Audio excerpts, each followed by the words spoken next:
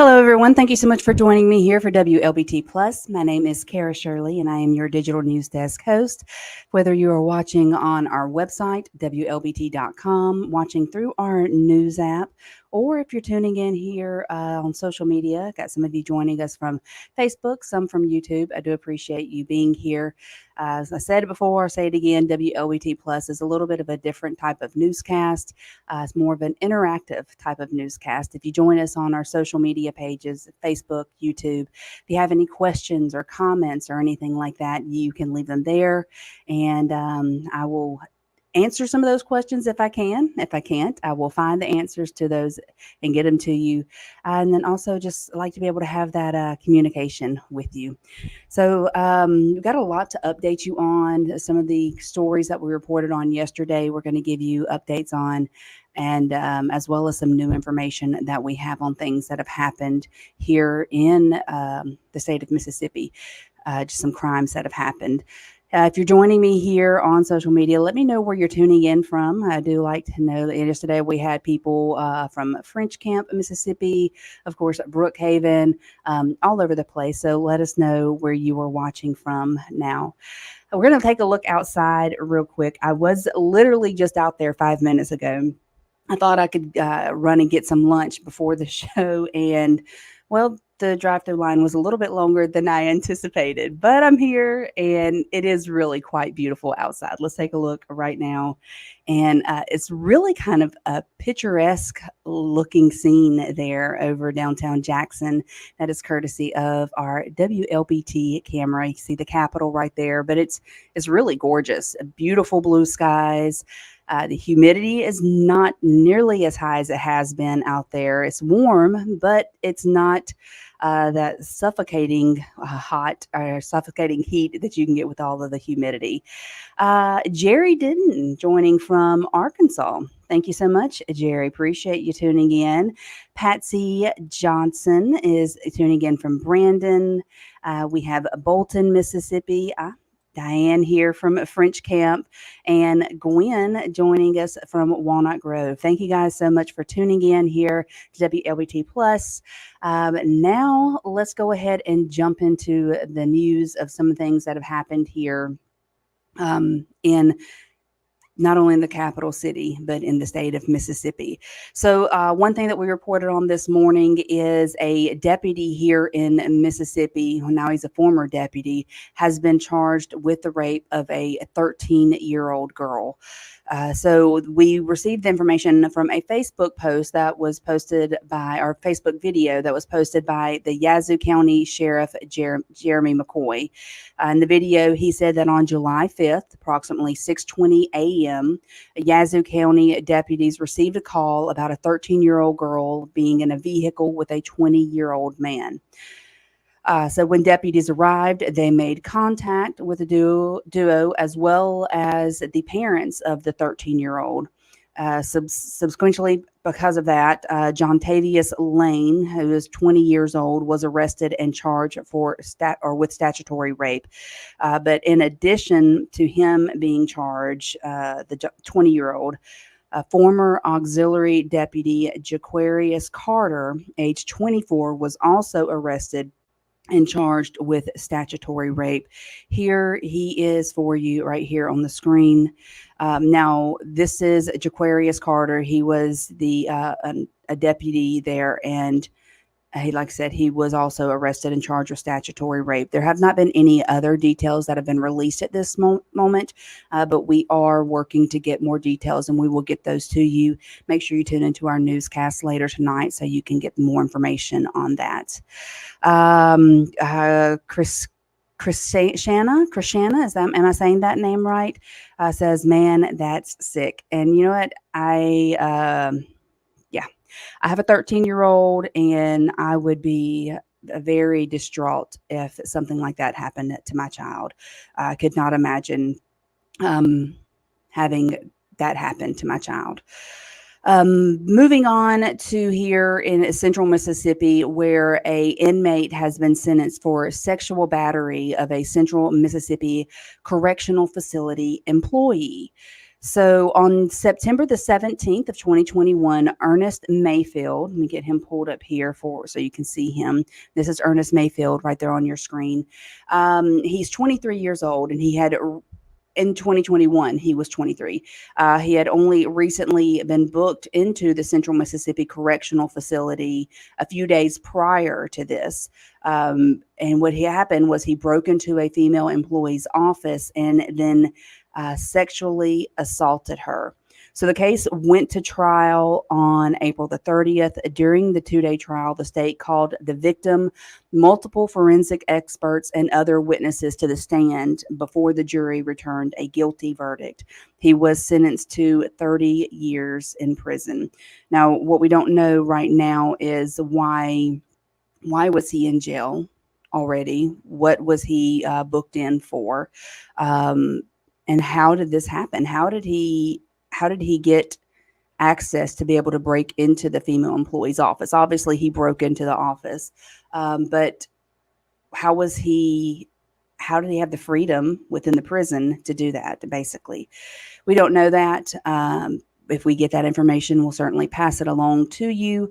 But he has now been sentenced to 30 years in prison for this crime, for the sexual battery of the female employee there. So, was he already going to be serving a lot of prison time for whatever he was booked into? We don't know, but we'll see if we can find that out for you. Um, let's see. The April Jones says that these people are going crazy. It can seem like that when you have a lot of criminals out there doing, especially senseless acts of violence, which in my opinion, a lot of or all acts of violence could be senseless. But it can seem that way that the world is going crazy. But there are still a lot of good people out there. Let's not forget about that. So let's talk about some good news that happened yesterday. We told you about the little girl, 7-month-old girl, whose mother left her in the car to go into a store. And in that short period of time that the mother was inside the store, the child and the car was stolen. The child was abducted. Child was in the back seat, in the car seat, and the person stole the vehicle. Now, thankfully, the child was found very shortly after. They did go ahead and start the process for an Amber Alert, but there was not one issued because the child was found before the Amber Alert could go out. And thankfully, she was okay. She was unharmed and everything. But yesterday, we did release from the Jackson Police Department the security camera footage of the suspect in this. And a suspect has now been arrested. He is 44-year-old James Wilson. He was picked up near the old Canton. Let's see if make sure I got this right for you. At the old Clarion Hotel on I-55, and that is in Canton, near Canton. Canton Martin Road. I'll get my words correct here in just a moment. I apologize. So this man is accused of stealing a car from the gas station, this white vehicle that you see there on Bisley Road, and with the little girl inside of it. It was found abandoned in the parking lot of Woodland Hills Shopping Center. He was taken into custody, and we were there. Morgan Harris was there from WLBT 3 on Your Side. And he told Morgan that the police have the wrong man. So let's hear from him. Did you know a baby was in the car? Ma'am, I didn't steal a car. It wasn't me. It wasn't you? No, ma'am. All right, so how did you get here then? They come and pick me up and accuse me of it. I haven't stolen a vehicle.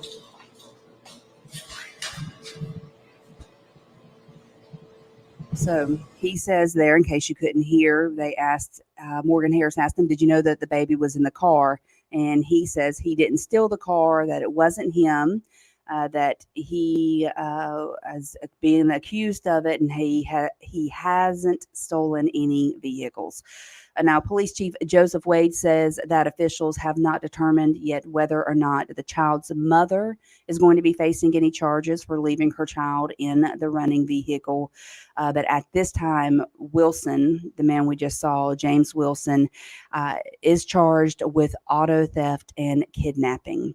So coming here to our Facebook page, I got Jacqueline Hartwell has says, why didn't we have a picture of a 20-year-old who raped the 13-year-old? And Jacqueline, the reason why is because the only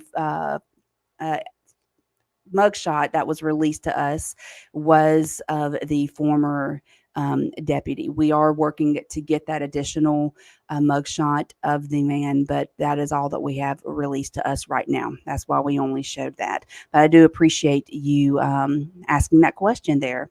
Donna Miller, why was he free to move about like that? And I believe you're talking about the prisoner who broke into the female employee's office there. And that is a really good question. That is a very good question. Why was he free to move about the prison that way? But I do appreciate all of you guys here in the comments, leaving them. And like I said, I see your comments, and if I can answer them, I will. And if I can't right now, I will get those answers for you.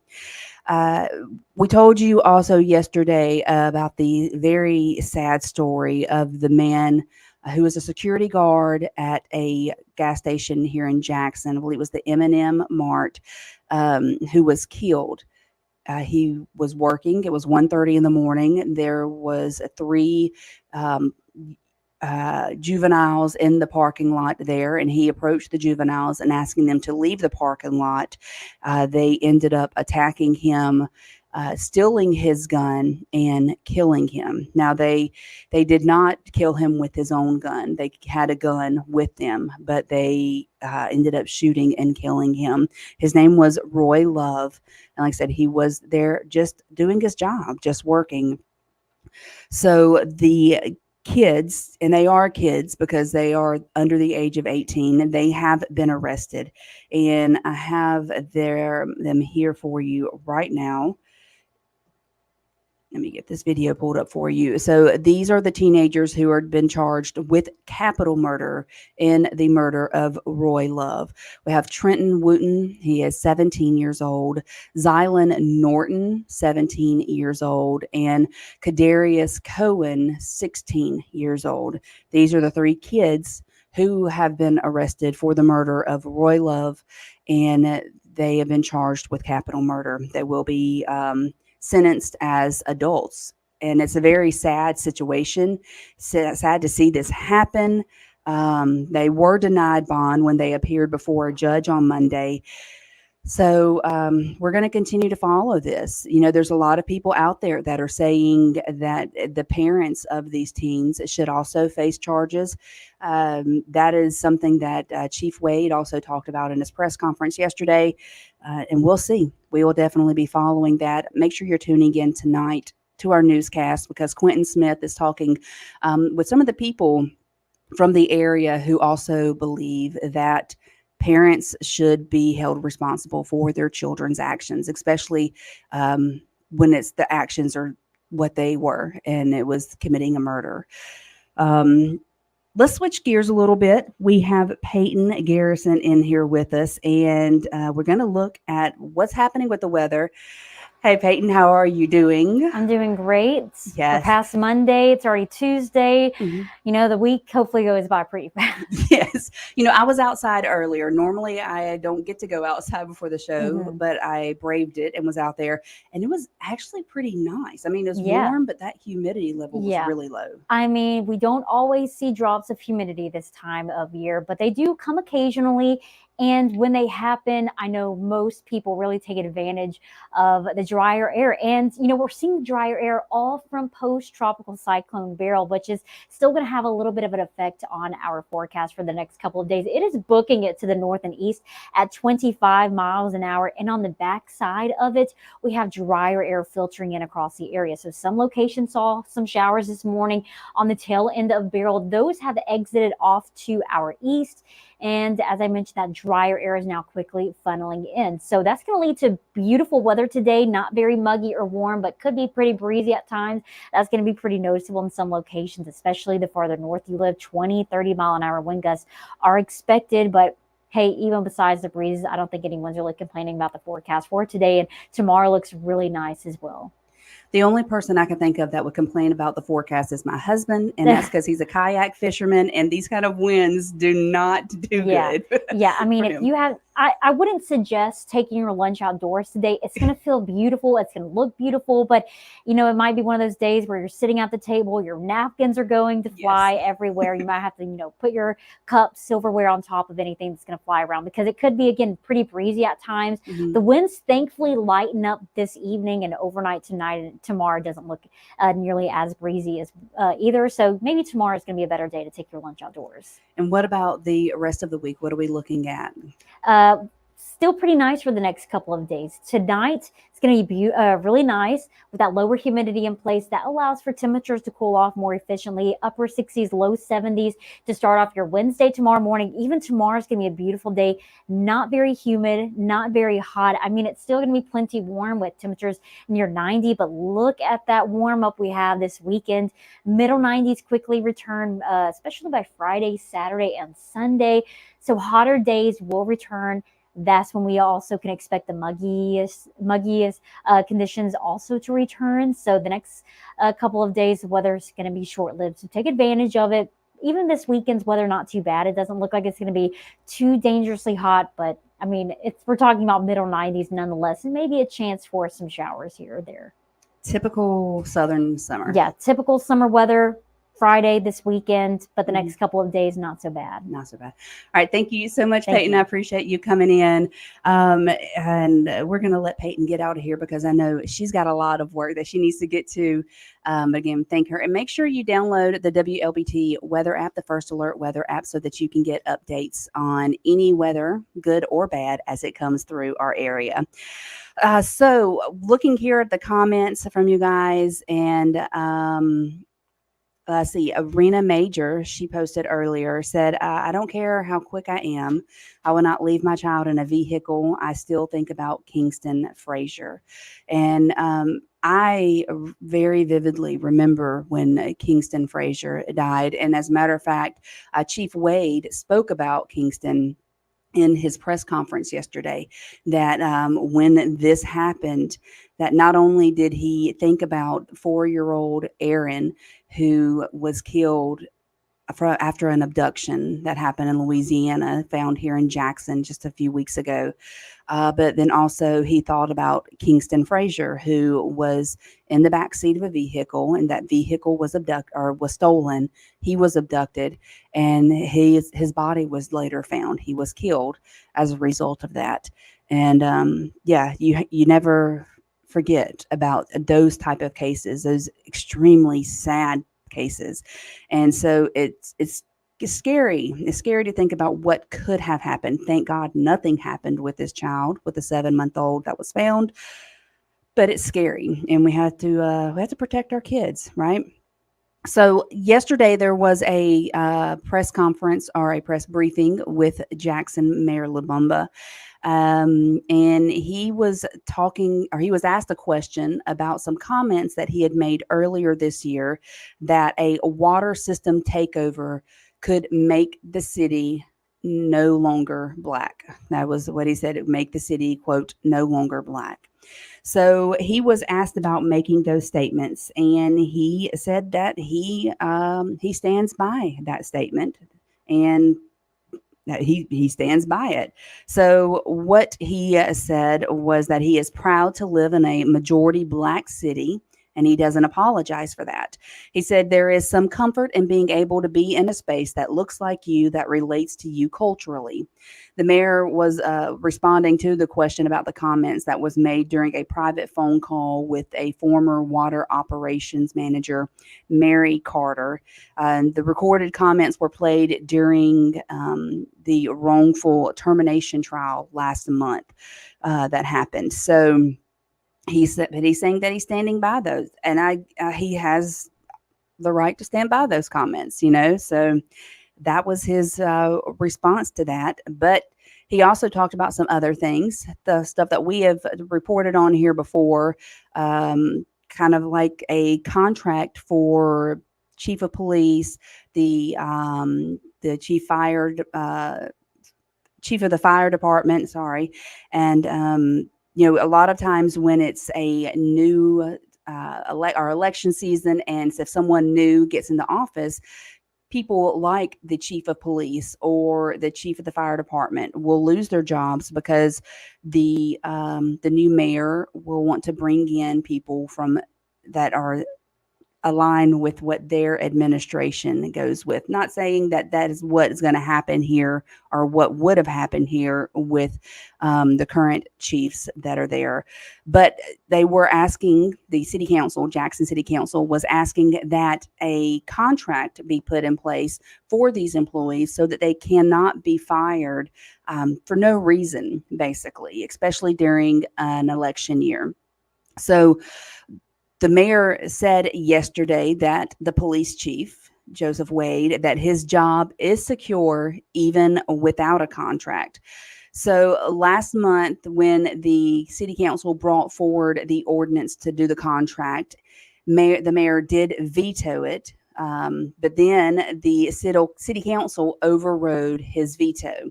Mayor Lumumba said yesterday that the council cannot issue such contracts, and he actually said that those contracts are not necessary. There is no issue with me and the chief. There is no discussion about him being removed. And this has all been a distraction. It's a distraction because there's no issue with us, but it's also a distraction because they cannot issue a contract. Every court in the land has said this, right? We don't need to revisit this.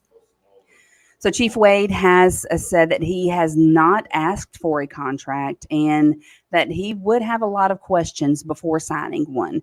What do you think? What are your opinions on this? Do you think that a contract should be put in place so that people that are in the positions of chief that are kind of at-will employees or just employees of the city, that they can't be removed because the new mayor comes into office and wants to issue in a new it's a new group of leaders, I guess that's the best way to put it. What do you think about that? Do you no contract, or should there be a contract? That is, I guess that's the big question here. Now, the mayor does say that Chief Wade's job is secure, that it's fine, he's good. But should that happen for future people in office? We don't know. See you guys here commenting here on our Facebook page. Thank you so much. April Jones Williams, she has asked she said, I still think about Maya. Said, I think that's how you spell her name. She's a little girl that disappeared out of her front yard in Canton. She said, I know it was in that area. Have they had any updates lately about her? I am not familiar with that, April, but what I will do is ask about that and find out that information, and I will get that to you. Thank you so much for that comment. I said, I'm not familiar with that. That may have happened before I came here to WLBT, but I will find out and see if we got any new information on that.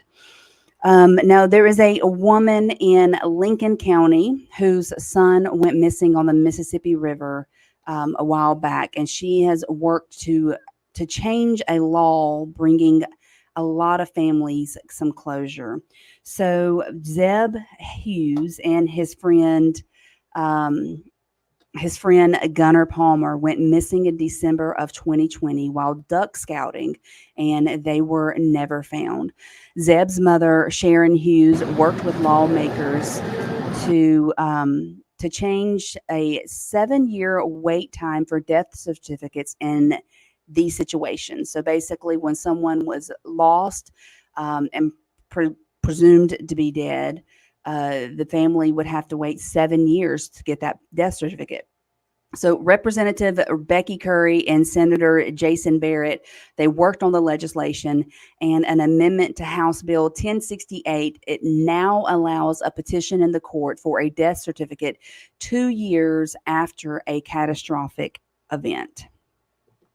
I could manage to wait the 7 years, but what about all these other people? And so I'm fighting for the other citizens of Mississippi who may be in waiting, thinking that they need to wait 7 years, and now they don't have to, because now there's only a 2-year wait if there's evidence of peril.